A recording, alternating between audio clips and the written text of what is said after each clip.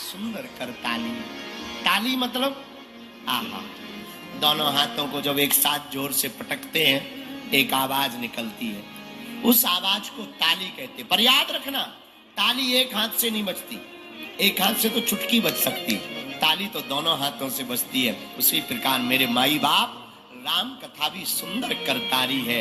ये संशय के विहग को, संशय के पक्षी को उड़ाने का काम करती है। लेकिन मेरे माई बाप याद रखना, जब तक तुम कथा में नहीं बैठोगे तब तक संशय नहीं मिटेगा। लेकिन रुको, सावधान, कथा में बैठना तुम्हारा महत्वपूर्ण नहीं है, तुम्हारे अंदर कथा का बैठना बहुत महत्वपूर्ण है।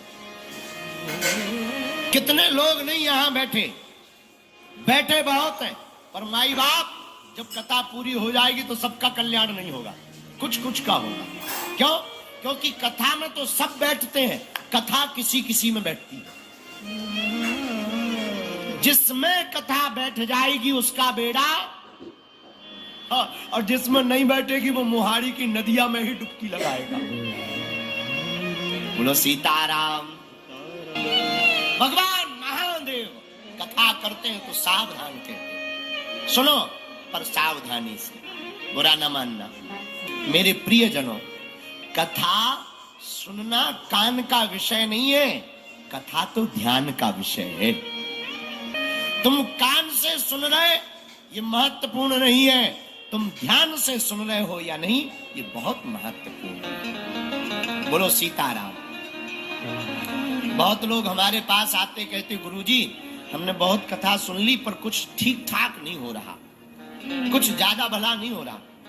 भैया तुमने 1% कथा नहीं सुनी, ठीक है बैठे गए इतना ही बहुत है। तो क्या महाराज जी ध्यान हमारा नहीं लग रहा तो क्या कथा काम नहीं करेगी? करेगी। नहीं भी तुम्हारा मन लग रहा ना, कोई बात नहीं, बैठो। तो ना बैठने से तो अच्छा है, कम से कम तुम बैठे तो हो।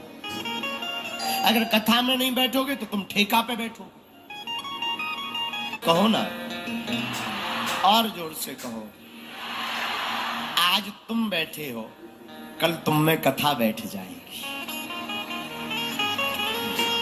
आज तुम कान से सुन रहे हो, कल तुम ध्यान से सुनोगे। आज तुम बालाजी के हो रहे हो, कल बालाजी तुम्हारे हो जाएंगे। आज तुम राम जी के हो रहे हो, कल राम जी तुम्हारे हो जाएंगे। इसलिए मेरी आत्माओं, आप लोग आए हो, हम स्वागत करते हैं। हम स्वागत आपका इसलिए नहीं करते कि आप कथा सुनने आए, हम स्वागत तुम्हारा इसलिए करते हैं कि तुम उन लाखों लोगों में एक हो जिन्हें भगवान ने कथा के लिए चुना। जिस पर राम जी की कृपा होगी उस पर सब कोई कृपा करेगा। बोलो सीताराम। जोड़, क्या राम जी की कृपा औरों पर नहीं है? नहीं, राम जी की कृपा सब पर है।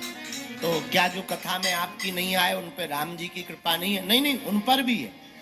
तो फिर आप ये क्यों कह रहे हैं कि महत्वपूर्ण ये लोग हैं? हम इसलिए कह रहे हैं जो कथा करवाते हैं वो बड़भागी होते हैं, लेकिन जो कथा सुनने आते हैं वो अति बड़भागी होते हैं।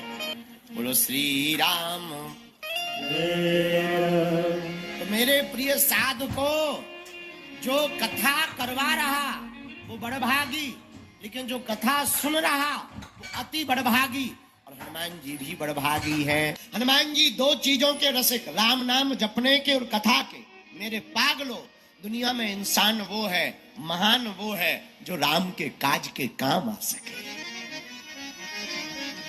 हनुमान जी महान है, हनुमान जी हनुमान है। क्यों? वो राम कथा भी सुनते, राम कथा नाम भी गाते।